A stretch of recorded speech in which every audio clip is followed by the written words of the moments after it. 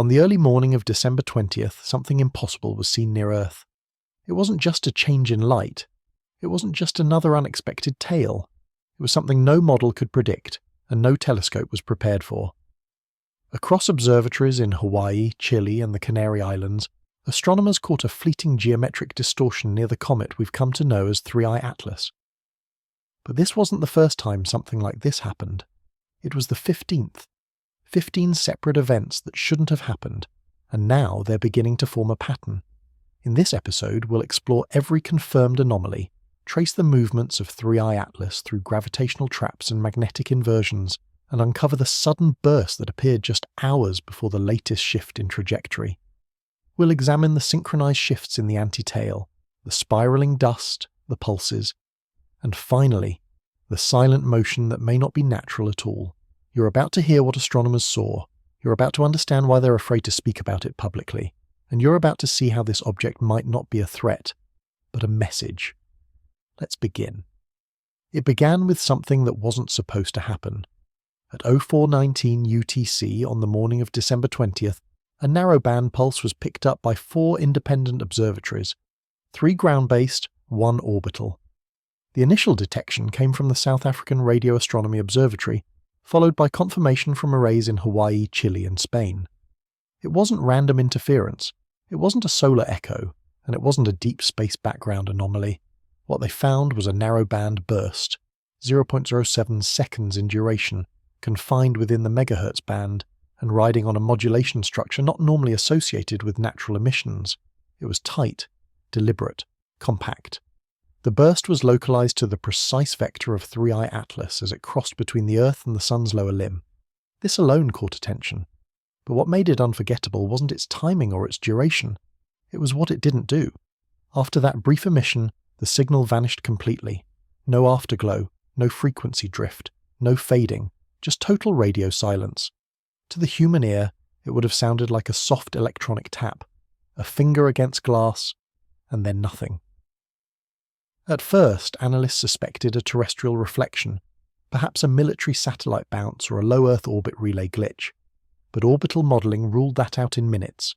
The vector originated well beyond geostationary altitude. Its trajectory wasn't near any known Earth-based relay or communications architecture. In fact, its origin was roughly 1.73 astronomical units away, right where 3I Atlas was. Now, radio emissions from comets aren't new. Natural objects can emit radiation, typically from charged particles accelerating along magnetic field lines, or from outgassed molecules, reacting to solar radiation. But these emissions are chaotic, scattered, often peaking across multiple frequencies at once, and always exhibiting noise. What was detected here was clean, constrained. There was no spectral bloom, no ionized trail signature, no chemical precursor band, just structure. One analyst at the European Space Agency described it as an unnatural signal that refuses to behave naturally. The wave pattern showed rise and decay that resembled a decaying harmonic, not unlike the kind of damping you see when a system is deliberately modulated. This is the signature of something tuned, not spilled, not vented, not flared. That word, tuned, was never meant to be part of a comet discussion. The agencies didn't issue any formal alerts, there was no public statement. But internally, observational time was extended. The James Webb Space Telescope adjusted its next infrared pass. Ground-based optical arrays in Arizona, Australia, and the Canary Islands were retasked. The official narrative stayed quiet, but the resources shifted, because a single structured burst, lasting just under 1/10 of a second, had just cracked open the 15th Anomaly. And unlike all the previous ones, this wasn't visible, it wasn't thermal, it wasn't dynamic, it was communicative. No one is claiming language, no one is calling it a signal in the extraterrestrial sense. But what they are saying, behind closed doors, is that this burst had information density far exceeding the kind of stochastic noise comets are known to produce, and it didn't correlate with any external stimulus, not a solar flare, not a dust collision, not a field inversion. It originated from silence and returned to it, and in that quiet, something speaks. To understand the weight of what happened on December 20th, we have to step back, through 14 earlier anomalies that now feel like prelude.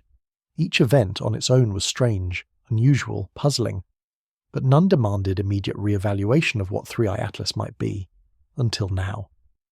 From the very beginning, this object has rejected the ordinary path of interstellar debris. It was discovered in July 2025, just another visitor from beyond the solar system. Designated as the third interstellar object ever confirmed, following Oumuamua and Borisov, expectations were low. Astronomers anticipated a frozen mass, a hyperbolic curve, and a brief tail. But what they found, over weeks and months, was a cascade of behaviours that didn't just defy prediction. They introduced something more uncomfortable: repetition. The first anomaly was subtle. It involved a non-gravitational acceleration, small but measurable. At first, it was blamed on standard comet outgassing, but that theory weakened quickly. The direction of the push didn't align with the observed jet structure. It was like the object was propelling itself away from the Sun with no visible mechanism. Anomaly 2 was photometric, the reflective flash, caught by 3 telescopes on opposite hemispheres. It lasted less than 2 seconds, occurred at the same angle relative to solar glare, and matched no known dust scatter pattern. The flare was described as surgical, a word rarely used in astrophysics. Then came anomalies 3 through 6, rotational discrepancies, polarization mismatches, tail misalignments, and persistent jet vectors that pointed toward, not away from, the Sun. That last detail, the anti-tail, would become a defining feature. It wasn't an optical illusion. It remained visible across shifting Earth angles for weeks. 7 through 10 built the case for active internal structure. Infrared cooling that didn't match thermal load. Jets that fired with geometric symmetry. A coma that behaved less like a cloud of gas and more like a containment envelope. At one point, the tail narrowed into a focused beam, and for 65 seconds, its entire brightness curve held steady before resuming chaotic motion. By this time, scientists weren't just surprised, they were dividing. Some, particularly from solar physics backgrounds, proposed extreme naturalistic models, exotic ices, cosmic ray alteration, non-standard sublimation. Others began privately asking harder questions they couldn't ask in published papers. By the 11th anomaly, an electromagnetic echo was picked up by the Parker Solar Probe, a localized wave disturbance timed exactly with a shift in 3i Atlas's path. And again, the object showed no signs of instability. It moved like it had absorbed energy, not been struck by it. 12 and 13 deepened the divide. Ground-based spectrometry from Chile revealed no expected increase in water sublimation, despite elevated solar exposure. In simpler terms, the object should have been venting. It wasn't. Meanwhile, amateur astronomers began recording sharp, defined structures, edges, on what should have been a blurred, disintegrating mass of dust and vapour. The 14th anomaly broke observational precedent. It wasn't light. It wasn't motion. It was silence. For nearly 6 hours, 3i Atlas ceased all observable activity. The coma collapsed. The tail disappeared. The object turned dark. And then, almost as if rebooted, it came back online and resumed every previous behaviour. No fragmentation, no degradation, just continuity, which leads us here. Anomaly 15 wasn't just strange, it was a culmination, a signal. Not in the alien sense, perhaps, but in the pattern sense. A threshold has been crossed. The first 14 prepared us to see this moment differently. They conditioned us to question motion, light, heat, and silence. But now, with the 15th event recorded, the conversation has changed. The question isn't, what is 3i Atlas doing? It's who or what knows how to make it behave this way. It was the stillness that caught everyone off guard. Brightness curves, especially for interstellar objects like 3i Atlas, are rarely smooth. They flicker, they pulse, they spike with thermal surges and decline with distance from the Sun. No natural object moving through such a hostile environment holds a consistent light profile for long, not when every second brings changing angles of solar exposure, particle interactions and rotational dynamics. But at 0421 UTC, just 2 minutes after the narrowband signal was detected, 3i Atlas did something impossible. It stopped flickering. Light from the object didn't fade, didn't spike, didn't shift toward the red or blue spectrum, it simply held. For precisely 93 seconds, the brightness remained locked, steady to the third decimal point. To the untrained eye, it might seem inconsequential, but for astronomers watching in real time, it was like watching a flame freeze mid-flicker. Multiple observatories confirmed it. In Chile, the Cerro Tololo Inter-American Observatory recorded the plateau with its 4-meter Blanco telescope. In Arizona, the Lowell Discovery Telescope showed the same thing. Even amateur stations, smaller, less precise, caught the freeze. It was global, the data aligned. This wasn't a delay in measurement, it wasn't a calibration error. The algorithms flagged it as a flatline brightness event, a label usually reserved for stars that temporarily dim when transited by exoplanets. But this wasn't a transit. This was active light being held, suspended. The implications are staggering. Brightness variation is one of the most reliable diagnostics for surface activity. It tells us when gases are venting, when jets shift orientation, when dust clouds swell or recede. Even slight turbulence in the coma creates micro-oscillations in the reflected light signature. The coma acts like a live wire, twitching constantly in response to solar energy. For that system to freeze requires intervention. Either something shut down the interaction between sunlight and matter, or something modified the surface to reflect light uniformly, at every angle.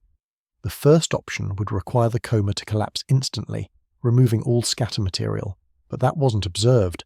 The coma remained present, though slightly contracted. The second option is more exotic. It would require active realignment of reflective surfaces or a sudden structural change on the object's exterior. In natural terms, this would be like snow instantly flattening itself into a perfect mirror. The thermal instruments added another layer. During the brightness freeze, the infrared profile of 3i Atlas remained unchanged. Normally, if an object becomes more reflective, if it's bouncing more light, it should also be cooling. But no such drop occurred. The temperature plateaued alongside the brightness, light stabilized, heat stabilized. Equilibrium had been forced, not reached. And then, at exactly 0554 UTC, the brightness resumed its natural decay, as though the pause had never happened. Flickering returned, microsurges reappeared. The light curve became noisy again, just as it had been before. That return to chaos is what unsettled so many analysts, because it wasn't gradual, it was instant, like a switch flipped. One researcher from the Max Planck Institute put it this way: comets don't hold their breath, but this one did, and when it exhaled, it did so on time. This was not a glitch in observation. It was not a coincidence of angle. The brightness froze, and held, for over a minute and a half across every detection platform aimed at the object. That kind of silence in light isn't passive, it's intentional, or at the very least, responsive. Which forces us to ask the question no one wants to put into writing. What kind of object in deep space can suppress its own optical chaos, then release it again with perfect control? When two high-powered instruments look at the same object from different positions on Earth, the expectation is simple: the data should align. Within acceptable margins of error, the observations should match in brightness, position, orientation, and spectral behavior. That's not just a convenience, it's a foundation of modern astronomy. But on the morning of December the 20th, something broke that agreement. At 0517 UTC, the Cerro Tololo Inter-American Observatory in Chile recorded what appeared to be a slow rotational shift in 3i Atlas's axis, just under 2 degrees over a 10-minute interval. The object's central axis, as modelled from surface flicker and jet orientation, seemed to tip slightly away from Earth. This kind of change, if confirmed, would suggest active rotation, possibly even precession, a wobble often caused by outgassing or asymmetrical surface shedding. But at that same moment, the Very Large Array in New Mexico was watching too, and it saw nothing. No rotation, no axis shift, no change in jet orientation or thermal gradient. According to the VLA data, 3i Atlas held steady in its orientation, like a gyroscope suspended in vacuum. So how can two of the world's most respected observatories look at the same object, at the same time, and report different physical behavior? This contradiction wasn't just inconvenient, it was impossible. The discrepancy between the two datasets was small but significant. It wasn't caused by atmospheric distortion. The rotation shift appeared in processed, high-confidence data with noise filters applied. It wasn't a matter of instrument resolution. Both facilities had enough precision to confirm or reject subtle motion. The only remaining variable was perspective. Which raises a troubling possibility. What if 3i Atlas wasn't rotating in the traditional sense, but instead manipulating how it appeared to rotate? That suggestion might sound far-fetched until you examine the reflection vector modelling. Both telescopes observed changes in the polarization angle of light reflecting off the object's surface. In Chile, the polarization shifted clockwise. In New Mexico, it shifted counterclockwise. That means the surface of 3i Atlas was somehow reflecting light in two opposing directions at the same time. Natural objects don't do that. You can't reflect sunlight two ways without either having multiple surfaces or a dynamic system that adjusts based on viewer position. In astrophysics, we've only ever seen this effect once before, and it wasn't in nature. It was during lab testing of layered metamaterials, thin films that bend and reflect light differently depending on where the observer is standing. Is 3i Atlas covered in such a surface? Unlikely. But something is producing a dual-angle reflectivity pattern, and it gets stranger. Spectral readings from both observatories detected a brief drop in carbon monoxide outgassing, but only from their own angles. To the Chilean sensors, the drop lasted 90 seconds. To New Mexico's, it lasted 10. If this were an internal compositional shift, like the exposure of a frozen patch, it should have been visible to both, but it wasn't. This discrepancy led one research group to reclassify the event not as a shift in gas release, but as an angular shielding moment. In other words, 3i Atlas may have rotated a physical layer or modulated its outer shell to obscure emissions along specific vectors. If so, it would mean the object wasn't just interacting with solar radiation, but was managing what parts of itself could be seen. This is the kind of behavior you expect from a probe, from a craft, from something that understands visibility, and yet every official source still calls it a comet. But when two world-class arrays don't agree, when instruments designed to see the same thing give conflicting answers, it suggests that the object they're looking at isn't static, it's responding, and in this case, it may be responding differently to each of us. They flicker, bend, and react to radiation. That's what makes them such reliable indicators of cometary behavior. Jets erupt from active regions on the nucleus. Pockets of volatile ices turn to gas as the sun heats the surface. These streams carry dust, push the comet off course slightly, and always shift under the pressure of solar wind. Except this one didn't. At precisely 06:12 UTC on December 20th, astronomers at the Mauna Kea Observatory in Hawaii observed something that made no sense. One of the peripheral jets extending from the sunward-facing side of 3i Atlas stopped responding to solar influence entirely. For over 3 hours it remained absolutely static. No angular drift, no shape distortion, no particle dispersal. It was like a frozen filament, etched in space, defying every known behavior of a comet under radiation pressure. That would be strange enough on its own, but it gets stranger. This particular jet didn't just resist motion, it maintained a precise orientation. It was pointed directly along the Earth vector, not the solar axis, not the object's own motion trajectory, but us. That kind of targeting, if you can even call it that, has no precedent in natural cometary activity. Jets are chaotic, often venting from irregular fractures or topological weaknesses. Their directions fluctuate as the comet rotates, as internal pressures shift, as surface features collapse. A jet locking onto a specific inertial reference point for hours is beyond explanation, unless it's not a jet, unless it's something else entirely. Let's break this down further. The jet in question was captured across 3 wavelengths: visible, near-infrared, and ultraviolet. In visible light, it looked like a sharp spear of material.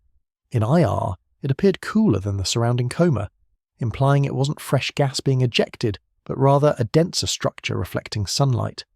And in ultraviolet, the jet didn't appear at all. That's impossible. Jets are made of vaporized material: dust, gas, water molecules, carbon dioxide, and various ionized fragments. They scatter light across a wide range of frequencies. The absence of an ultraviolet signature suggests it wasn't outgassing. It wasn't sublimating material. It was something solid, or at least coherent. So now the term jet starts to feel like a misnomer. Some astronomers began to call it a beam, not in the weaponized sense, but as a concentrated directional feature. A structure, not an eruption. And if it was a structure, the next question is obvious. What was it pointing at? The Earth-aligned orientation isn't theoretical. It was calculated with precision across 5 observatories. The jet maintained an angular offset of less than 0.2 degrees from Earth's current position, accounting for parallax and the curvature of the observation path. That's too perfect to be accidental, too stable to be natural, and too sustained to be coincidental. Some have speculated that we're seeing a sensor, a passive tracking appendage, something scanning or measuring our planet's emission profile. Others propose it's a communication attempt, a directional probe for sending or receiving, possibly connected to the narrowband burst from earlier. But there's a third, quieter theory, one that sits in the back of the minds of those who study deep space objects. It suggests this isn't the first time something has looked back at us, because comets don't fix their jets on Earth. Comets don't track observers, and comets definitely don't hold position for hours without reacting to the largest energy source in the solar system. Unless they're not comets, unless they're something else entirely. At first, it seemed like a calibration error. Spectrometers tuned into 3i Atlas's visual band began registering a subtle but unmistakable shift. The colour profile of the object, especially from its leading edge, was migrating toward the blue, end of the visible spectrum. Not sharply, not instantly, but with a smooth progression that unfolded across several observation intervals. To the untrained eye, this would be invisible. The object still appeared as a bright, comet-like body against the black canvas of space.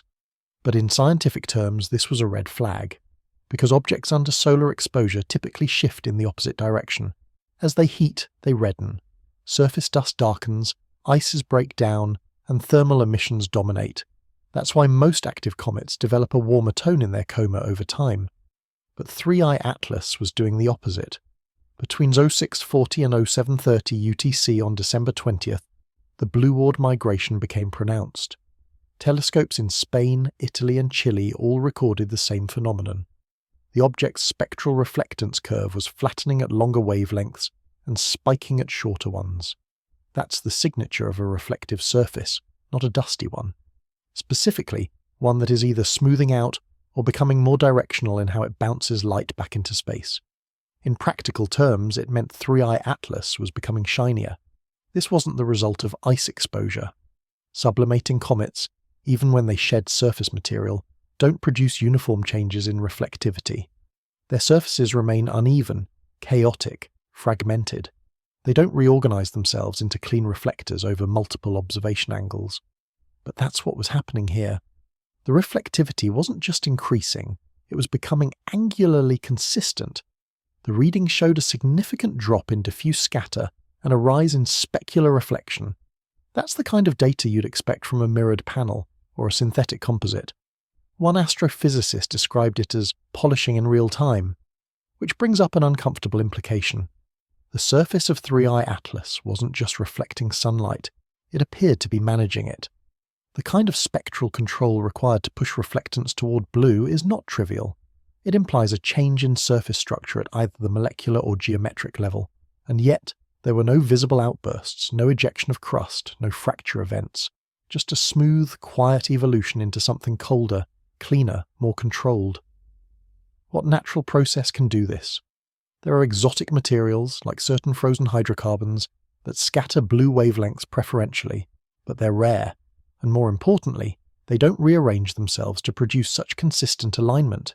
You'd need rotation, fragmentation, tumbling. None of that was happening. Instead, 3i Atlas maintained a stable rotational profile during the entire reflective event. Its brightness curve remained smooth, its coma held position, and the only thing changing was how it responded to light. And then came the hard data. By the end of the event, the object's Bond albedo, its total reflectivity, had increased by over 20% compared to baseline values, recorded just 72 hours prior. That kind of change doesn't just imply exposure, it implies engineering. It's the optical equivalent of someone adjusting a mirror. But why? Why would an interstellar object increase its reflectivity while moving away from the sun? Why become brighter when it should be dimming? Why shift to blue? just as the narrowband signal had been detected, just as the static jet locked onto Earth, just as the brightness curve froze, unless all of these things weren't happening by chance, unless they were part of the same system, responding, adjusting, adapting in real time. Because comets don't change colour like this, not intentionally. As 3I Atlas continued its outbound drift beyond perihelion, one would expect its thermal signature to evolve predictably. The laws of physics say the closer a body is to the Sun, the more energy it absorbs. Once it moves away, the temperature should decrease gradually. A slow cooling, governed by its surface composition, rotational dynamics, and insulation properties, if any exist. But on the morning of December 20th, the object didn't cool slowly, it went cold. At 0738 UTC, infrared sensors aboard the James Webb Space Telescope registered a sudden drop in core temperature, not at the surface, but from deeper within the object. It wasn't dramatic in magnitude. A 10-degree Kelvin drop measured from infrared emissions in the mid to far band. But it was how the temperature dropped that stunned researchers. The shift was instantaneous. Within less than 45 seconds, the emission profile changed shape. Energy that had been radiating from the core simply stopped. The outer shell continued glowing in IR bands consistent with solar exposure, but the central heat signature went dark, as if something internal had been shut off or shielded. In natural terms, this is highly abnormal. Comets and interstellar objects heat unevenly. Their cores retain warmth for days, even weeks, due to the insulating effects of outer dust and ice layers. Subsurface heat slowly leaks out, and thermal gradients even out only with time. A sudden internal blackout has no precedent. It implies either a structural collapse within the object, which was ruled out based on external stability, or the activation of a system designed to prevent infrared leakage.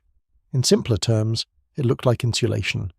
Now it's important to understand what this heat signature was before the drop. For several days, James Webb had been tracking an unusual thermal profile centered deep beneath the outer reflective envelope of 3I Atlas. It wasn't hot, but it was consistent. A warm core radiating like a low-temperature filament, surrounded by a slowly cooling surface. That's what made the shift so striking. 1 second, there was emission. The next, nothing. It wasn't a smoothing or a fade. It was a cut-off. Clean. Sudden. Targeted. This behavior resembles what we see in engineered thermal systems when a device powers down or when internal heat is redirected into a reservoir or radiated selectively. But how could an interstellar comet, a supposedly frozen chaotic mass, demonstrate such behavior? That question led some researchers to consider a controversial theory: thermal self-masking. The idea is simple in principle but profound in implication. A structure, natural or otherwise, might be capable of closing off its internal emissions through a dynamic phase change material, a collapsible shield layer, or an energy redirection mechanism. On Earth, we use these in satellite panels, stealth coatings, and spacecraft hulls to limit heat visibility during sensitive maneuvers. Could 3I Atlas be doing the same? And if so, why? The answer may lie in what happened before the drop. Just hours earlier, the object had emitted a narrow-band radio pulse, locked a static jet on Earth's position, and shifted its reflectivity to favour blue wavelengths. Then, right after those manoeuvres, it turned off its internal heat, as if completing a task, or avoiding detection. Infrared blackout is one of the most effective ways to mask motion in space. With no heat signature, there's no thermal trail, no way to track acceleration through passive sensors, no visible fluctuations to alert nearby observatories that anything's changed. And that's exactly what happened. After the internal heat dropped, all other readings leveled out. The object appeared quiet, stable, ordinary. It was in every visible way silent.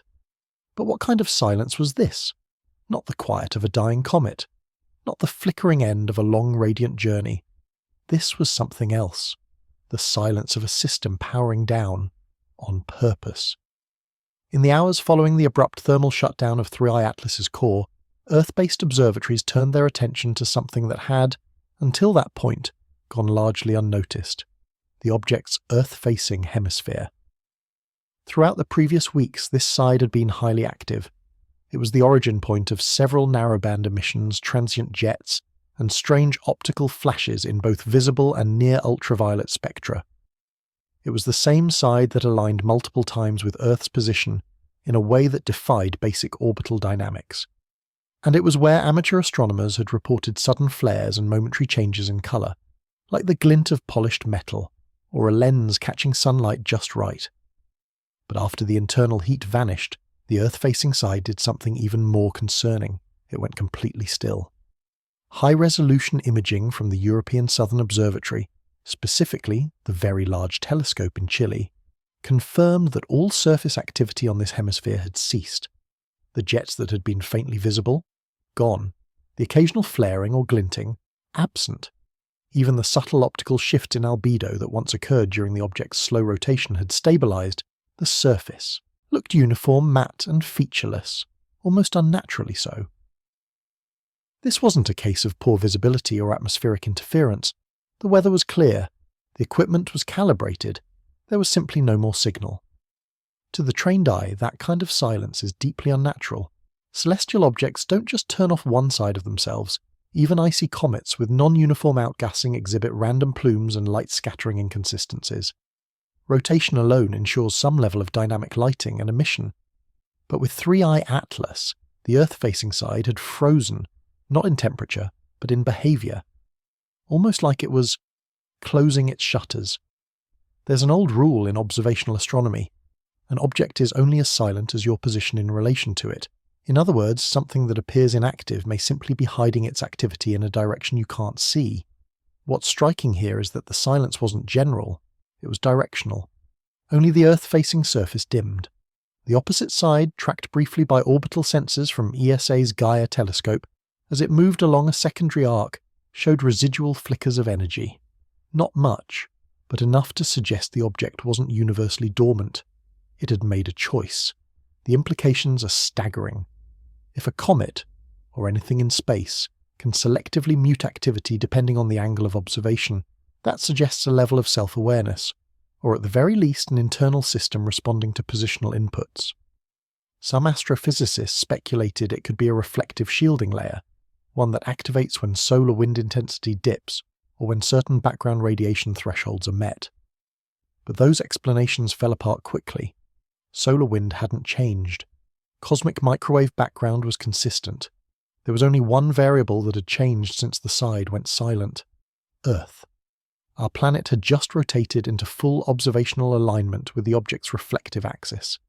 It was the first time since perihelion that every major telescope, Webb, Gaia, the VLT, even amateur networks, had a clear, unbroken view of the same surface for more than 6 hours, and then that surface shut down.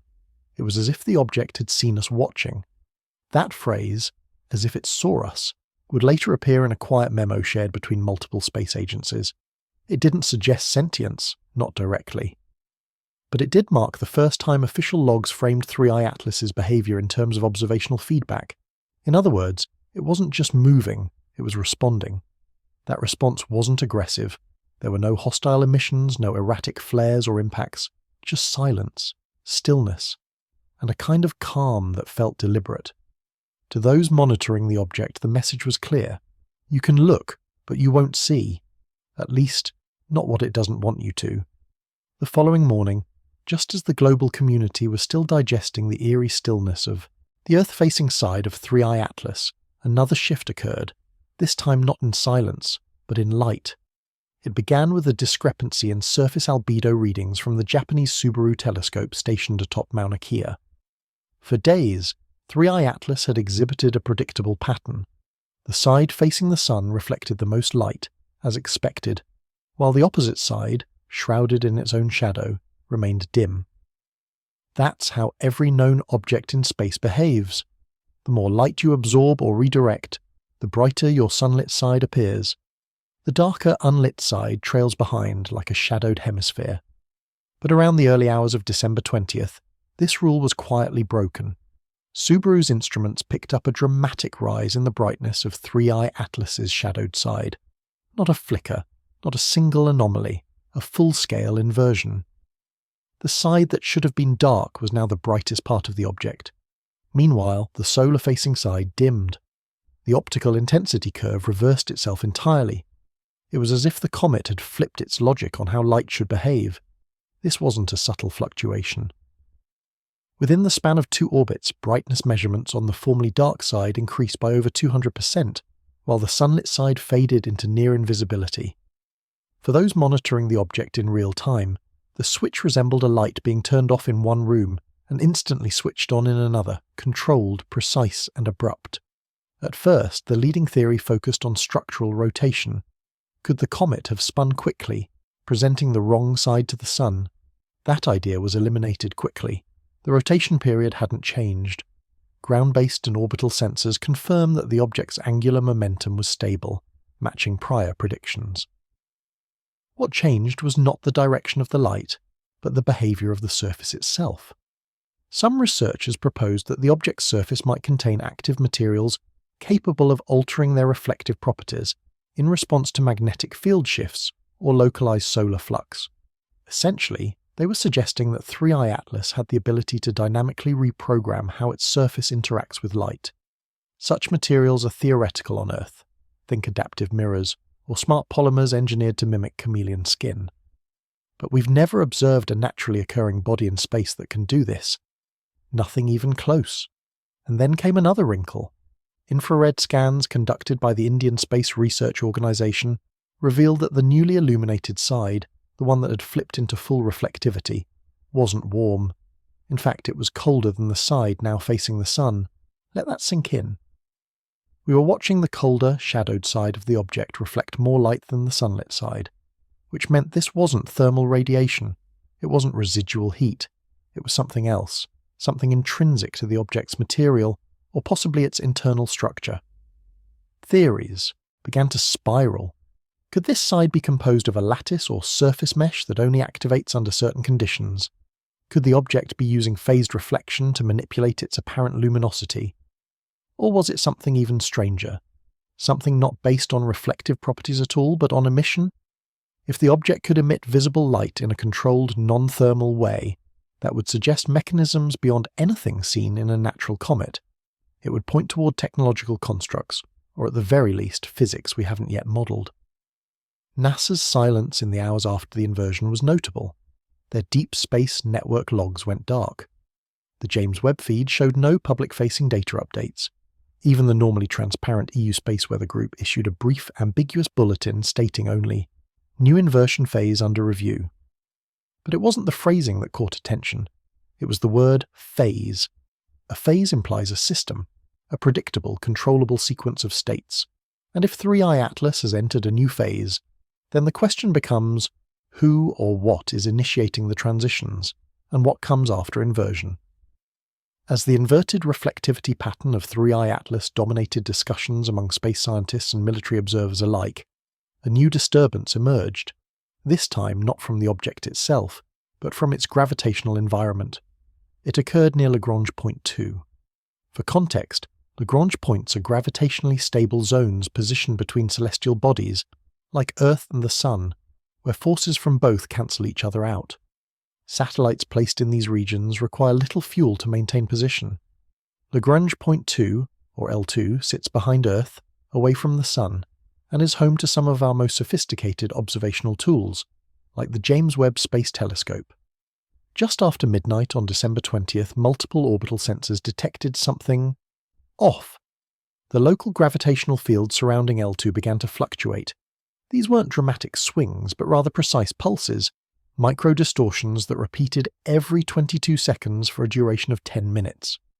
Enough to register across at least 4 separate sensor arrays, including those aboard ESA's Gaia, NOAA's DS-GOVAR, and a classified American platform believed to be part of the Space Force's surveillance network. The wave patterns were crisp, rhythmic, and localized, not a random gravitational hiccup. The distortion did not appear to originate from Earth nor the Sun. Instead, triangulation models pointed back to one source, 3i Atlas. Even more perplexing was the nature of the distortion. Instead of pushing or pulling mass in a linear direction, the gravitational field at L2 seemed to briefly stretch, as if space-time itself had been pulled into a thin band, then snapped back into equilibrium. This temporary elongation caused momentary anomalies in photon path calculations. Light passing through the region bent more than expected. Data packets transmitted from satellites in that zone showed a consistent pattern of latency drift and phase noise. In simpler terms, space near L2 was briefly not behaving like space should.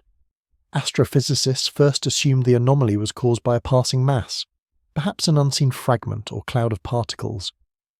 But no debris field was detected, and no known object had the mass or trajectory to cause such effects, without also being plainly visible in optical and infrared. This wasn't caused by a rock or a rogue probe. Something had disturbed the gravitational symmetry at L2 in a controlled, cyclical way, like a signal, not a collision. Once again, attention snapped back to 3i Atlas. Its current position relative to Earth and the Sun put it in a perfect geometric alignment to influence L2, if, and this is a major if, it possessed the ability to generate gravitational effects at will. That's not a capability attributed to any known natural body. To alter space-time in this fashion, an object would need mass manipulation or energy densities far beyond anything nature typically provides outside of neutron stars or black holes. And yet, the effects were real, repeatable, measurable, theories proliferated. One camp proposed that 3i Atlas was leaking some form of exotic mass, possibly a dark matter interaction or a warp field wake left behind by its passage. Another theory pointed to resonance with Earth's magnetic tail, suggesting that the object had somehow tuned itself into a harmonic frequency with the planet's magnetosphere, using it as a carrier wave to modulate distant gravitational nodes. But one explanation surfaced again and again: deliberate distortion. Not a byproduct of movement, not an accident, but a targeted gravitational nudge sent toward L2, perhaps as a form of mapping, scanning, or message. Because if you wanted to measure how space bends near a planet, if you wanted to test the responsiveness of that space under different conditions, you might choose to send a ripple where the most sensitive instruments already exist. You would probe the probe itself, and perhaps that's what 3i Atlas was doing, quietly asking questions of the satellites that have spent decades asking questions of it. The silence that followed was not reassuring. In the wake of the Lagrange distortion event, telemetry data from several high-orbiting platforms began to behave in a way that, at first, seemed like coincidence. But within hours, what started as a minor anomaly escalated into something far more coordinated and far more chilling. At exactly 0411 UTC on December 20th, the European Space Agency's Sentinel-6 satellite stopped transmitting live telemetry for 9 full seconds. That might not seem like much, but in a system designed for uninterrupted communication, even a single second of blackout triggers immediate protocol alerts. Within 60 seconds of that freeze, the Japanese Himawari 9 satellite showed a similar pattern. Its position and thermal data froze in place before resuming. Then the James Webb Space Telescope, stationed at L2, skipped nearly 11 seconds of sensor feedback. None of these platforms are on the same relay network. None share the same timing systems, but all froze within a 2-minute window. The odds of this happening naturally? Astronomically low. Even more unsettling was what the satellites did after the blackout. None of them rebooted, none of them issued fault codes. It was as if time had skipped, cleanly, without internal errors, without memory glitches. Systems behaved as though nothing had happened. Except, the ground stations noticed. Entire data gaps synchronized across independent systems were recorded, logged, and time-stamped. And the one thing they all had in common, their orientation. Each of these satellites during the moment of the freeze had at least one sensor or antenna within a clear line of sight to the region of space now occupied by 3i Atlas. Not a direct view, but a triangulated cone, just wide enough to include the object's last tracked trajectory. It wasn't until DARPA's experimental satellite known as Stratus, a platform equipped with quantum tunneling sensors for testing long-distance entanglement communication, experienced a total signal flattening, that serious alarm bells rang. Stratus doesn't just transmit data. It receives quantum state collapses across entangled nodes. It operates outside traditional electromagnetic communication. And yet, even Stratus went silent for exactly 9.7 seconds. When it came back online, the satellite showed no errors, no heat spikes, no mechanical delays. It had simply stopped transmitting and then resumed. This wasn't just interference, it was interruption. Whatever had caused it had done so cleanly, bypassing all warning protocols and error logs. The kind of interruption that doesn't fight with systems, but slides past them, like a hand moving through fog. Space agencies held emergency video conferences, engineers scoured logs, redundancy chains were reviewed frame by frame, and then the theory emerged, one so uncomfortable that some refused to acknowledge it publicly. What if this wasn't a failure in the satellites, but an intentional pause, not caused by Earth, not from solar activity, not from hardware decay, but from outside? A pause initiated from a distant source, designed to freeze not the satellites, but the observers. For just a few seconds, all eyes blinked, all sensors looked, then looked again. A forced breath in the data stream, and in that breath, no one knows what was seen, or what was sent. Some have called it a telemetry freeze. Others have begun to call it what it might truly be, a handshake. If that's the case, it wasn't a wave or a flare. It was something quieter, more deliberate. A message delivered not through words, but through absence. And the message might be this: we see your machines, and we can touch them. No alarms, no violence, just 9 seconds of silence.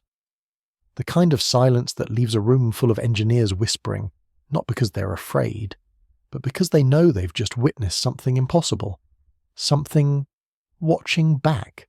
Following the synchronized telemetry freeze, something even stranger began unfolding across a completely different observational layer. Cosmic ray monitors. These are silent watchers of the high-energy particles that bombard our planet from the farthest reaches of space. They rarely change, and when they do, the cause is typically obvious. A solar flare, a coronal mass ejection, or a rare gamma-ray burst from a distant galaxy. But on the morning of December 20th, as the world's attention remained fixated on 3i Atlas and the blacked-out satellites, ground-based observatories began reporting something so subtle, yet so persistent, that it initially went unnoticed. A sharp and sustained drop in cosmic ray flux. Not everywhere, not all at once, but in a peculiar widening ring that appeared to move, like a shadow sliding across the upper atmosphere. At first, scientists at the Oulu Neutron Monitor in Finland assumed it was a temporary data lag, a calibration artifact from local weather interference.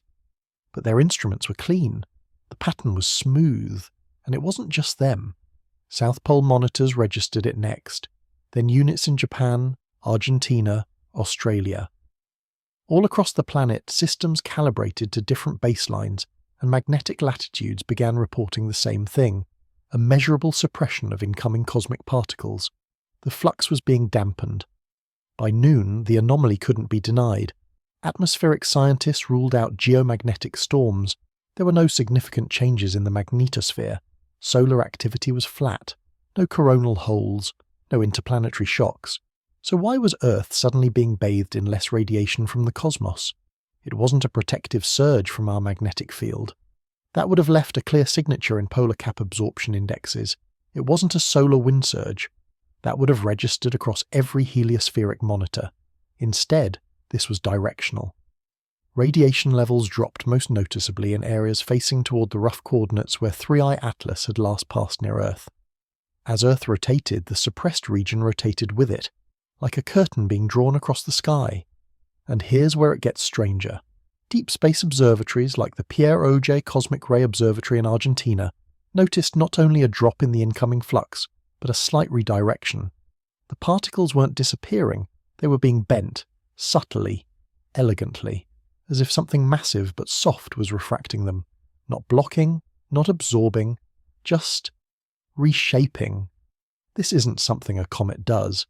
A natural object, even a large one, doesn't produce the kind of field coherence required to consistently bend cosmic rays. That requires structure. It requires presence on a scale and in a form we don't associate with transient space objects. Some theorists began whispering about plasma lensing. Others brought up gravitational cloaking. But none of these ideas fully explain the uniformity, the precision, the rotating suppression matched to Earth's own motion. What we witnessed may not have been the absence of radiation, but the presence of intention. Because there's another hypothesis, one that no official space agency has dared to publish. But it's being passed around behind closed doors in encrypted forums between physicists too curious and too concerned to remain silent. The theory goes like this. If 3I Atlas is emitting a controlled magnetic or energetic field, intentionally or not, it may be interacting with the interplanetary medium in a way that affects particle trajectories. That's one explanation. But there's another. What if 3I Atlas isn't emitting at all? What if it's feeding? Feeding on the high-energy particles flowing through the cosmos. Not like a star, not like a reactor, but more like a system we don't understand. Something that requires cosmic input to stabilize, navigate, or even function. A kind of cosmic intake valve. That would explain the suppression. Not a block, not a shield, but a draw. And that would also mean something else. Something even more unsettling. It's not just passing through our system, it's tasting it. While researchers scrambled to understand the sudden suppression of cosmic rays, another team, working quietly out of Chile's high-altitude observatories, reported a completely different kind of anomaly, one that had nothing to do with radiation, but everything to do with matter. Comets by nature are dirty. They shed dust as they approach a star. Sunlight and solar wind tear particles off their surface, leaving a glowing tail of ionized gas and fine debris that stretches for millions of kilometers. It's predictable. You can model it. You can calculate the ratio of gas to dust, estimate particle density, even determine the chemical composition of what a comet is made of by analyzing its trail. But the dust signature coming off 3I Atlas didn't make sense. The first reports came from a team operating a sub-millimeter telescope in the Atacama Desert. They noticed something strange in the reflected light spectrum, not a deviation in brightness, but a warping in the scattering profile. The wavelengths were bending in a way that suggested the presence of particles that were both larger and more orderly than anything seen in natural cometary debris. Instead of the usual chaotic spread of silicates, frozen volatiles and organic compounds, the light bounced off something that behaved almost like structured mesh, materials that seemed to reflect in harmonized bands. At first, the team thought it was instrumentation, error. They recalibrated, checked filters, reanalyzed the data using different models. But the signature didn't go away. In fact, it became more pronounced as 3I Atlas moved further past Earth. That's when the infrared telescopes kicked in, and what they found broke every known rule. The dust was warm, not solar warm, not the passive heating of grains drifting near the sun. This warmth was organized, concentrated, in precise bands. It was as if the particles were radiating energy in a controlled manner, almost like filaments shedding heat along designed axes. And they weren't dispersing the way they should have. Typical comet dust spreads out over time, pushed by solar wind, diffused by micro-collisions and diluted into space. But this dust clung together. It moved in coherent clusters, tight formations that curved ever so slightly as they drifted away, as though still tethered to something, or responding to instructions. One cluster even reapproached 3I Atlas, slowly, gracefully, before being absorbed back into the trailing mass. This behavior is impossible for dust, unless it's not dust. Unless what we're calling dust is something far more sophisticated, something engineered. By the evening of December 20th, optical and radio telescopes across multiple continents were detecting the same pattern. The dust wasn't just reflecting odd frequencies, it was broadcasting in narrowband emissions, extremely faint, almost imperceptible, but consistent. The emissions aligned with a repeating harmonic series that resembled a kind of coded pulse. Not a communication, not in the traditional sense, but perhaps a function, a diagnostic or a system check. Because if this debris field isn't natural, if it's not the byproduct of melting rock and ice, then we may be looking at the remnants of a process, a maintenance cycle, or even worse, a trail of discarded components, discarded because they were no longer useful, or maybe discarded because they were no longer safe.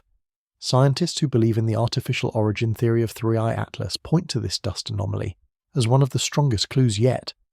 This isn't how comets behave, it's how systems behave. Systems that were built, that perform, that react.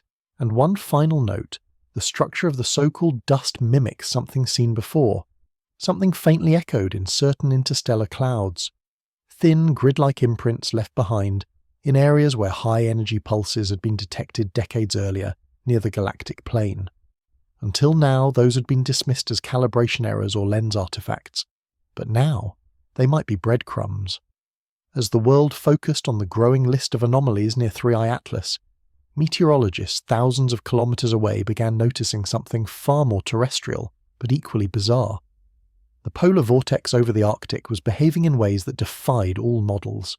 For decades, scientists have tracked the polar vortex, a massive, persistent low-pressure system that circles the North Pole, trapping icy air in its high-altitude winds. It's a critical part of Earth's climate engine, and while it occasionally weakens or splits, its motion is always constrained by predictable atmospheric patterns. But on the morning of December 20th, the vortex shifted, and not in a gradual drift caused by warming oceans or stratospheric waves. It snapped, violently, pushing a wedge of frigid air thousands of kilometers south into Central Asia, while a second plume of heat surged northward over Greenland. This kind of split wasn't just early, it was wrong. Data from weather balloons, satellites and ground stations showed something no one could explain, a sudden compression in the vortex's upper boundary, as if something invisible had pressed down from above. Wind speeds spiked to unexpected levels, pressure gradients flattened where they shouldn't, and most strangely, the ionosphere above the Arctic began to glow, not from auroras, but from an entirely different source of excitation. High-frequency radio systems went silent for minutes at a time. Magnetic field sensors wobbled, not just over the pole, but as far south as Europe and Canada. A faint resonance, barely measurable, rippled through the crust, matching no known seismic or atmospheric pattern. And while the public never heard about this, researchers in Tromsø, Norway, who operate a network of sensitive instruments near the Arctic Circle, captured it all. They described the event not as weather, but as a forced oscillation, meaning something caused this, something external. And when they overlaid their data with the most recent trajectory models of 3I Atlas, a strange symmetry emerged. At the moment the vortex began its shift, the comet had reached a specific position, not close enough to exert any gravitational influence, but aligned in a peculiar magnetic configuration relative to Earth's own poles. Think of it like a lock-picking mechanism. No brute force, no obvious effect, just a resonant flick on the right frequency, and everything inside begins to wobble. Climatologists were quick to dismiss the link. Comets don't cause weather. They don't interact with upper atmospheric systems. They don't emit energy that could affect Earth's wind patterns, except this one might. Because as 3I Atlas drifted further away, the vortex did something even stranger. It corrected itself. Not slowly, not over weeks, but within hours, as though the pressure on the system had been released. That's never been observed before. Polar vortex anomalies typically drag on, causing prolonged cold waves or heat domes, but this one rebounded as if something had flicked a switch. And here's where it gets even more unsettling. A similar anomaly was recorded in the southern hemisphere, over Antarctica. Same day, same timeline, same compression and rebound. As if Earth's poles had briefly gone out of sync, then snapped back in place, a planetary twitch, one that mirrored the directional tail flip of 3I Atlas just hours earlier. What could cause such simultaneous atmospheric disruptions on opposite ends of the globe? Theories are still evolving. Some suggest electromagnetic induction, others whisper about scalar field effects, speculative physics where high-energy objects generate low-frequency waves that ripple through planetary systems without direct contact. But for now, the polar vortex remains a ghost in the data, a quiet sign that Earth is reacting, and no one understands to what. When researchers at the Mauna Loa Observatory in Hawaii reviewed their early morning images of the sky from December 20th, they weren't expecting to find anything unusual. Most of their attention had been on monitoring atmospheric aerosols, not celestial phenomena. But as they sifted through their ultraviolet band data, one frame caught their eye. It showed something faint, almost imperceptible to the naked eye, but unmistakable when isolated from the noise. A long, wavering filament of light suspended horizontally in the upper atmosphere. It wasn't a contrail, nor was it a cloud or any known meteorological artifact. It shimmered in a way that didn't reflect sunlight. It refracted something else. They called it a drift line. At first, it was dismissed as an imaging anomaly. But as more observatories across the Pacific Rim submitted their own sky scans, a pattern began to emerge. This was no glitch. This line, faint but precise, had appeared across multiple spectrums, from ultraviolet to low infrared, and its curvature didn't match Earth's magnetic field, nor did it align with any known satellite paths, but it did match one thing: the residual ion trail left behind by 3I Atlas. Only this trail was behaving unlike any previously observed cometary discharge. Comet trails, as known in astrophysics, are composed of gas and dust particles that stream away from the comet due to solar radiation and the solar wind. These trails are predictable. They disperse, fragment, fade. But this driftline remained fixed.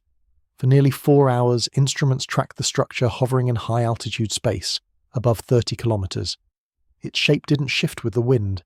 Instead, it seemed to phase in and out, like a mirage seen through polarized lenses. And strangest of all, the driftline occasionally broke into segments, only to reconnect in an instant with geometric precision, forming angles too sharp to be natural. Some scientists likened it to a holographic projection, a kind of standing wave of ionized particles suspended by an unknown mechanism.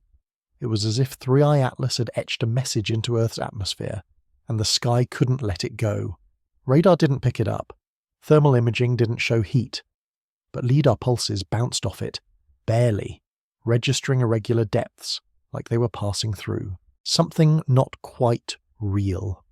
Speculative physicists from institutions in Germany and Japan began debating whether this could be an artifact of space-time distortion. A field ripple caused by the way 3I Atlas had twisted through the heliosphere during its solar maneuver days earlier. Perhaps it left behind something more than just particles. Perhaps it had left a trace in the medium itself, the interplanetary substrate, bending the field we usually consider empty. And here's what added more fuel to the fire. Where the driftline passed over parts of the Pacific, radio towers experienced brief bursts of static, not from any normal interference, but from phase anomalies. Devices synced to atomic clocks showed tiny desynchronizations. One marine radar platform near Guam even reported a phantom reflection, as if an invisible structure had temporarily appeared above the water before vanishing. The military took notice. Although publicly silent, encrypted satellite data sharing between defense observatories and civilian research centers suddenly halted. Observatories that had published early visualizations of the driftline took them down. But the story didn't vanish. Amateur astronomers had captured it too, uploading footage to underground forums and Skywatch communities. They called it the Scar of the Sky. And for those who believe 3I Atlas is more than a comet, the driftline marked the 15th Anomaly, not just a sign of presence, but perhaps a deliberate signature. Something left in orbit, not by accident, but as a signpost, pointing to what's coming next. As sunrise crept across the Indian Ocean on December 20th, a quiet alert pinged in a low-orbit control station buried beneath the surface of southern Australia. The alert wasn't dramatic. It wasn't a blinking red light or a siren. It was a simple anomaly report from a long-service geospatial satellite, routine, almost forgettable. Except it wasn't alone. Within minutes, 7 other satellites across 3 different orbital bands had flagged similar behavior, an abrupt simultaneous polarity reversal in their onboard magnetometers. Normally, these instruments are used to detect changes in Earth's magnetic field. They help calibrate orientation, monitor space weather, and prevent drift. They are extremely stable, but now they were flipping, and no one could explain why. The first theory suggested a solar interaction, but solar wind conditions were calm. No coronal mass ejections had been recorded in the prior 48 hours. The sun at that moment was remarkably still. The second theory looked inward. Maybe it was an error in firmware, a glitch across shared satellite codebases. But this too fell apart under scrutiny. The affected satellites belonged to different space agencies, used different chipsets, and were built in different decades. From legacy weather monitors to newer spy-grade surveillance platforms, the only thing they shared was their altitude, mid to high Earth orbit, and their timestamp, exactly 4:26 AM UTC. And that timestamp, it aligned perfectly with one other event, the moment 3I Atlas passed directly beneath their shared orbital window. There was no visual contact, no sudden brightness, no disruption in photometric readings. But the polarity reversal had one unmistakable fingerprint. It followed a field geometry unlike anything associated with natural phenomena. Normally, when a magnetic sensor detects reversal, it does so due to gradual field shifts like those caused by Earth's core dynamics. But these flips were instantaneous, like toggling a switch. And they weren't isolated. Each satellite showed the same reverse state for exactly 97 seconds before reverting to their original configuration. Then came something stranger. After reverting, every affected satellite began logging a new alignment baseline.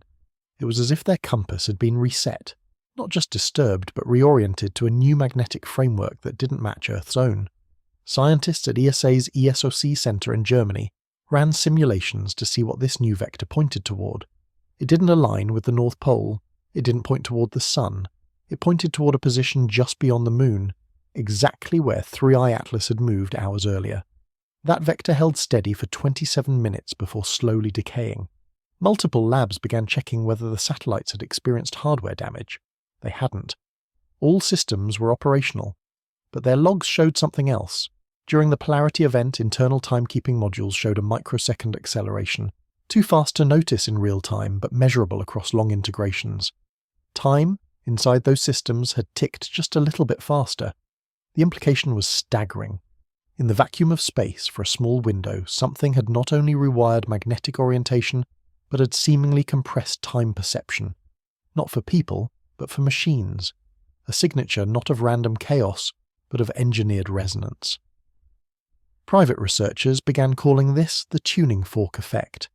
The idea that 3i Atlas had rung space itself like a bell, altering nearby fields through harmonic coupling. Some even speculated that the satellite flips were intentional responses, triggered by a frequency resonance that only complex systems could detect.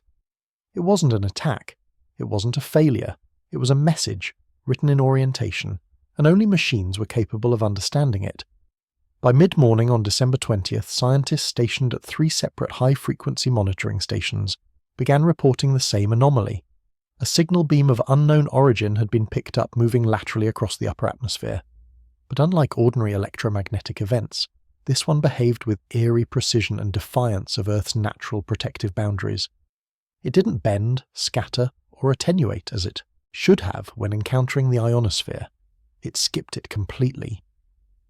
To understand why this raised alarms, you need to understand how Earth's ionosphere works. This outermost shell of our atmosphere is dense with charged particles and typically reflects or distorts high-frequency radio signals. It acts as both shield and filter, scattering cosmic waves and solar radiation that might otherwise flood the surface. For a signal to pass through, unaltered, is extremely rare. For it to ignore the ionosphere altogether is something else entirely. The phenomenon began at 4507 UTC. Sensors first picked it up above the Indian Ocean, then again over Central Africa, and finally above the Pacific Rim, all within an impossible 1.8-second window. Based on those positions, the beam hadn't travelled through the atmosphere. It had leapt from point to point, touching only the lowest strata of the thermosphere, like a skipping stone across water. Its characteristics defied known classifications. The frequency was low, far lower than satellite communications, but too structured to be naturally occurring. What made it unmistakable, however, was its modulation. The wave wasn't steady. It pulsed in a tight sequence of intervals, almost like Morse code. 6 short bursts followed by a long decay and then a hard reset. Over and over again. The pattern repeated perfectly at every station. At first, defense agencies suspected a covert test. Perhaps some form of advanced communication from a classified satellite constellation. But when trajectory overlays were run, the path of the beam intersected with only one object during that window, 3i Atlas. The object had just cleared its Earth flyby arc and was slipping into a wider escape trajectory. But for a brief 7-minute period, it had passed across a zone in space where its alignment with Earth's surface and the beam signal overlapped perfectly. What made this more than coincidence was that the signal's pulse strength was amplified when Atlas was in proximity. And here's where things grew stranger. Normally, atmospheric signals, especially ones of low frequency, are vulnerable to Earth's geomagnetic field. But this one wasn't distorted.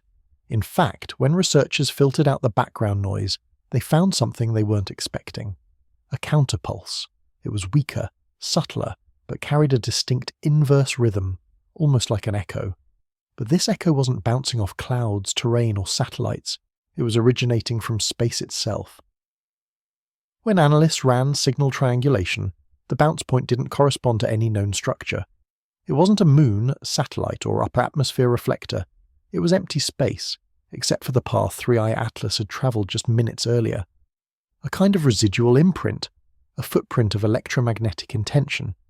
Theorists quickly began referring to it as a non-local handshake, a beam that wasn't just broadcasting through space, but was attempting to recognise or confirm something that had already passed, and that something didn't want to be noticed.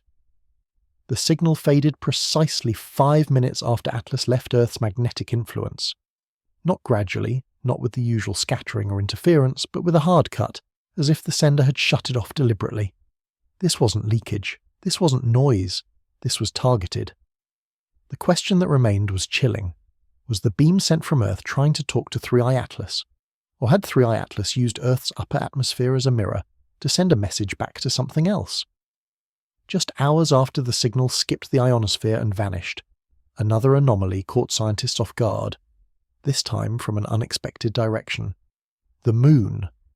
At exactly 06:13 UTC on December 20th, the Lunar Reconnaissance Orbiter, an American spacecraft that's been quietly mapping the Moon for over a decade, detected a return pulse. But this wasn't an echo from its own radar. It was an incoming frequency, clean and sharp, bouncing off the lunar surface from an origin point that was triangulated back toward Earth. But here's the strange part. Nothing on Earth had transmitted anything in that direction at that time. No defense radars were pointed toward the Moon. No scientific observatories were bouncing test signals, and no space agency, military or amateur astronomer had registered an outgoing pulse that matched the incoming frequency. It was as if the Moon had reflected a phantom transmission, a pulse that didn't exist in any Earthbound log but arrived with perfect timing and structure, behaving as if it had a sender. And when analysts pulled up the spectrogram, the shock was immediate. The frequency signature matched the one recorded earlier that morning, the same one that had skipped across Earth's ionosphere. 6 pulses, followed by a slow decay and a hard reset. But it wasn't just a match in rhythm, it was a perfect mirror. The waveform hadn't just bounced, it had flipped, inverted, the way light behaves when it reflects off a surface at an angle. This wasn't an accidental bounce, it was engineered. The Moon had served as a relay, and once again, there was only one object that could have sent it. 3i Atlas. Only now, Atlas wasn't between Earth and the Moon. It was already far beyond Earth's magnetic edge, drifting toward interplanetary space. That made the alignment physically impossible, unless the signal had been launched earlier, coordinated precisely to arrive at the Moon after Atlas had already cleared Earth. In other words, pre-calculated. That's what disturbed researchers most. This wasn't a random act of reflection. Someone, or something, had anticipated the geometry of Earth, Moon, and Atlas well in advance. The signal didn't just skim across our planet and bounce into the void. It had been intended to hit the Moon at a specific time, when its surface tilt would allow for an echo back toward Earth-based receivers, a triangulated handshake, a confirmation. But of what? At the Deep Space Network in Canberra, Australia, technicians overlaid the timeline of events. The Earth-skimmed signal, the Atlas trajectory, the lunar bounce back. The pattern revealed a chilling symmetry. The entire sequence had played out with near-zero margin for error. It was as if the transmission had been orchestrated with millisecond-level precision. And what's more unsettling, there was no energy loss. Normally, a signal reflected across that kind of distance loses coherence, but this one didn't. The return signal was stronger than expected.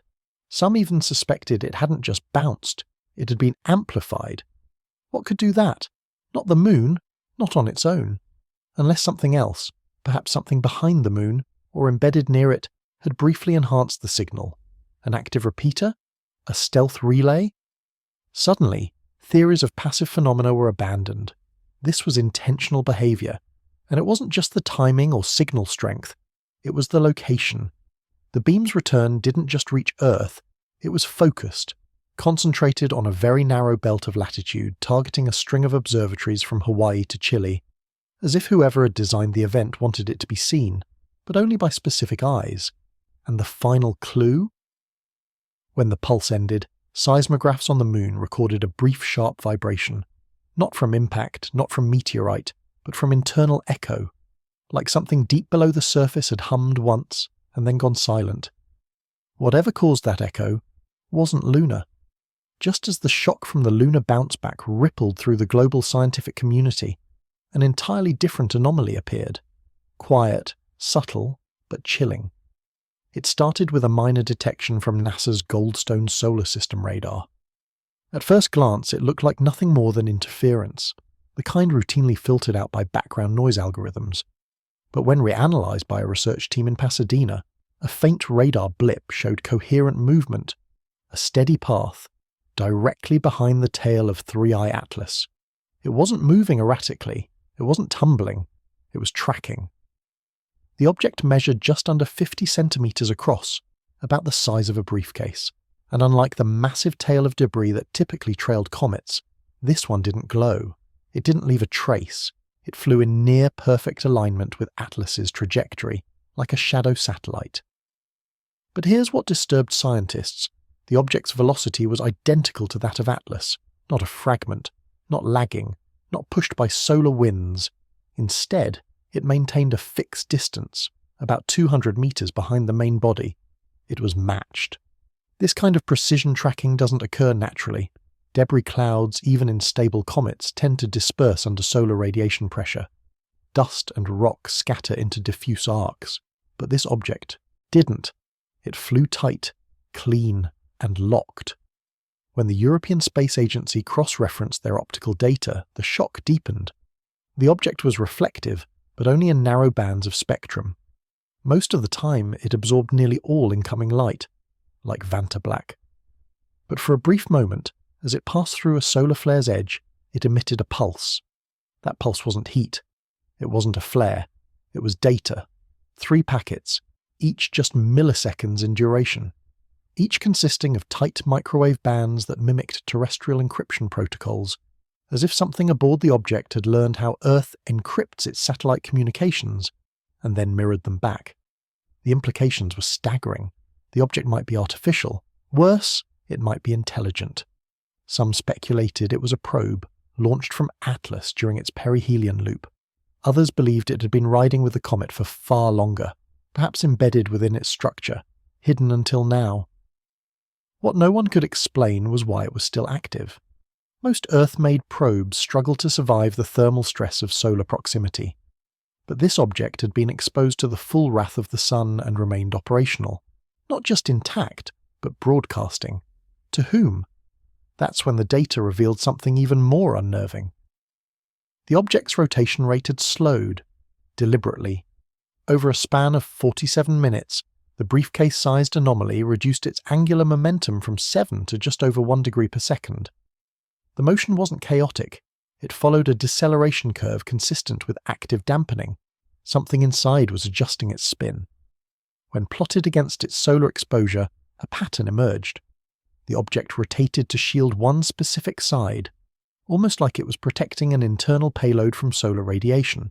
And when it aligned, Earth's largest radio telescopes, ALMA, FAST and Arecibo's temporary replacement array, picked up a low hum. Not a broadcast, not a signal, a tone. The frequency wasn't random, it was perfect C-sharp. The same tone produced by ancient Earth music, vibrating at 277.18 Hz. Musical, mechanical, mathematical. A signal, a calibration, a signature. Whatever it wasn't an accident. And it didn't come from nature. This was deliberate. Now there was no longer any debate. Atlas wasn't alone. Something small, dense, precise, and potentially intelligent had followed it through space, and it was active, and Earth had just noticed. What began as a tone, a clean, unwavering C-sharp resonating from a strange object trailing 3I Atlas, quickly escalated into a deeper mystery when scientists noticed something chilling. The frequency wasn't musical, it was familiar. At 277.18 Hz, the signal from the object aligned, eerily so, with harmonics found in Earth's global electrical grid. Specifically, it matched Subharmonic interference detected in high-voltage transmission systems across multiple continents. Normally, these signals are dismissed as atmospheric noise or background fluctuations in the ionosphere. But not anymore. 3 major observatories, HAARP in Alaska, the South African National Space Agency, and Japan's Nagano Observatory, independently confirmed a spike in resonance. The signal from the mysterious object appeared to be synchronizing with Earth's electromagnetic infrastructure, not just bouncing off it, but matching it. The implications were terrifying. Was this object scanning us? Was it syncing with our infrastructure to communicate or interfere? More disturbingly, archived data from as far back as July 2022 showed that the same frequency, down to the decimal, had appeared in isolated bursts across Siberia, Quebec, and parts of the Midwest United States. At the time, these were written off as harmless anomalies. But now, researchers began asking, had this object been listening long before it revealed itself? Was this tone a kind of handshake protocol? A senior signal analyst from the National Reconnaissance Office gave an anonymous statement to journalists stating, "We don't think this was coincidence. You don't match Earth's power frequency to be poetic. You do it to gain access, to synchronize with the way our systems talk. The object isn't just watching us. It might be trying to speak to the grid itself." Within 24 hours, tech firms across the globe began quietly checking their systems. Unusual logs started surfacing. At server farms in Northern Virginia and in cloud centers in Singapore, engineers discovered that during the brief C-sharp resonance bursts, timecode errors had spiked, particularly in systems relying on synchronized satellite signals. These glitches weren't damaging, but they were precise. Millisecond deviations, packet misalignments. No pattern except one. All occurred within a 2-minute window of the object's known tone emission. Was this unintentional fallout from the object's signal, or was it a test? Meanwhile, a group of theoretical physicists at CERN made a shocking suggestion. They hypothesized that if the object's tone was harmonic with Earth's electrical systems, it could, in theory, act as a kind of passive resonance amplifier, increasing subtle electromagnetic patterns within our planet's ionosphere. In plain terms, this small briefcase-sized object might be capable of modulating Earth's own field without ever directly touching it. No hacking, no lasers, just tuning. And as if to confirm this theory, the European Space Agency noticed a strange flicker in the Schumann resonance, Earth's natural electromagnetic background. The signal dipped slightly, by just 0.3 Hz, but the change was unmistakably aligned with the object's pass overhead. It felt like we were being tuned by something that had studied our systems, something that didn't need brute force. And while mainstream media hadn't caught on yet, those in the know, the engineers, the astronomers, the defense analysts, were starting to whisper the same word behind closed doors. Contact. But contact with what? And for what purpose? That question would only deepen when a group of amateur astronomers captured something even more disturbing from the skies above Chile. A visual flash, brief, geometric, and absolutely not natural. And it would lead to a new, haunting question. What happens if that tone escalates? In the dry, thin-aired skies above Chile's Atacama Desert, a group of amateur astronomers aimed their telescopes skyward, tracking the faint trajectory of the object trailing behind 3I Atlas. They had followed the comet for weeks, cataloguing subtle changes in its brightness and motion. But what they captured on the night of December 19th wasn't a dust trail or a jet eruption. It was a flash, and it followed no natural law. For exactly 3.2 seconds, a blinding emission of white light blinked into existence just off the object's axis. Not chaotic, not a burst, but a structured pulse, too symmetrical to be accidental. The flash had edges, sharp, crystalline edges, forming something no natural body ever should, a pentagonal lattice. Frame by frame, they dissected the footage. What emerged from the pixelated data stunned them. The flash wasn't a simple flare. It appeared to form 5 nested hexagons, expanding outward in perfect proportional intervals. Each hexagon pulsed once, and then collapsed back inward in reverse order, like a repeating wave function, and it happened exactly 11 minutes after the object emitted its sustained C-sharp frequency. The timing could not be dismissed. Within hours, the astronomers uploaded their findings to a global astrophotography forum. By morning, researchers from Japan, Australia and Canada had verified similar geometric flashes from their own datasets, some dating back to the object's first visual appearance months ago. No one had known what to look for, but now they saw it. The geometry was always there, hidden in single frames, too fast for the human eye, until now. NASA was quiet. Too quiet. One researcher at the University of Tokyo's astrophysics lab ran the geometry through pattern-matching software designed for ancient signal encryption. The result was unsettling. The pulsed hexagonal shapes resembled a recursive fractal algorithm, the kind used in quantum error correction systems, not in nature. When input as a binary waveform, the structure translated into a patterned delay loop, like a beacon signal repeating itself every few hours. Was it trying to call back? The silence from official agencies only added to the tension.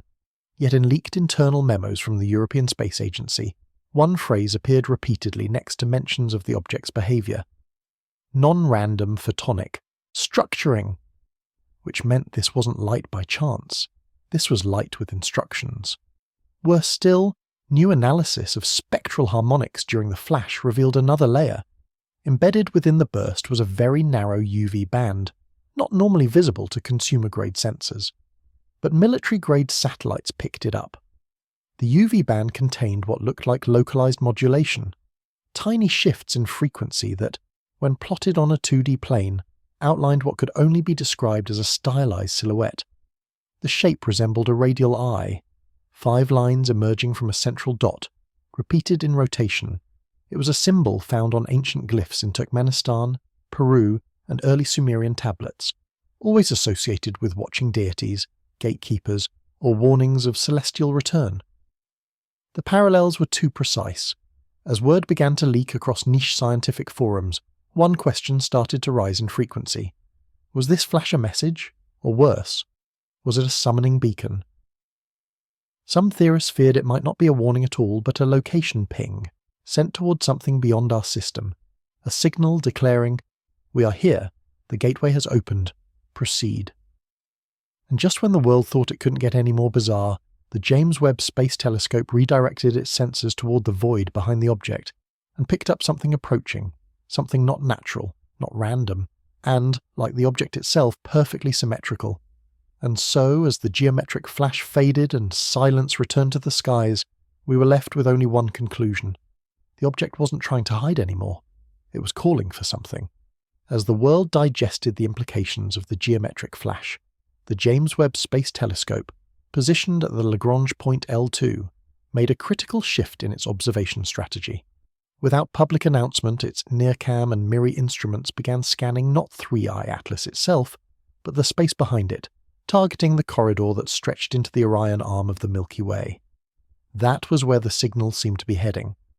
At 3:12 a.m. Universal Time, data streams began returning from the Webb's deep field imaging sensors, and what emerged from the darkness forced even the most seasoned astrophysicists into stunned silence. In the portion of sky just beyond 3i Atlas's trajectory, directly in line with the pentagonal flash, a series of faint but symmetrical objects came into focus. Initially assumed to be background stars, these points of light began to move. Not drift, move, precisely, measured, coordinated. Over the course of 8 frames, spaced seconds apart, each of these objects shifted position by identical increments, maintaining formation symmetry to 5 decimal places. This wasn't cosmic drift. It wasn't a gravitational lensing artifact. This was intentional motion.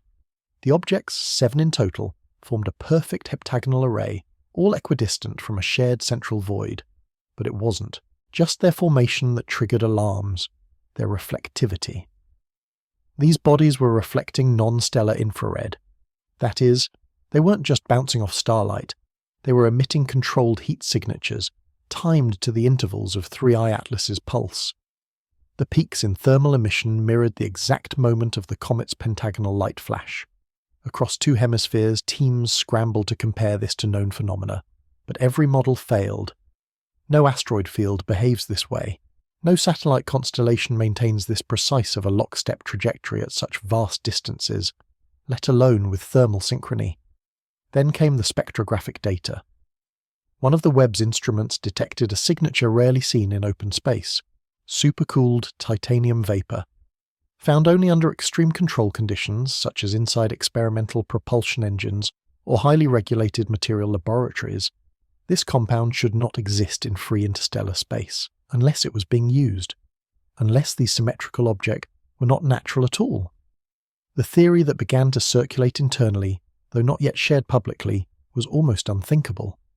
3i Atlas's recent flash was not an anomaly, but a ping, a call-out, a broadcast. And something had answered. If that were true, then these 7 symmetrical heat signatures might not be mere formations or fragments. They could be receivers, docks, gateways, or worse, themselves active vehicles.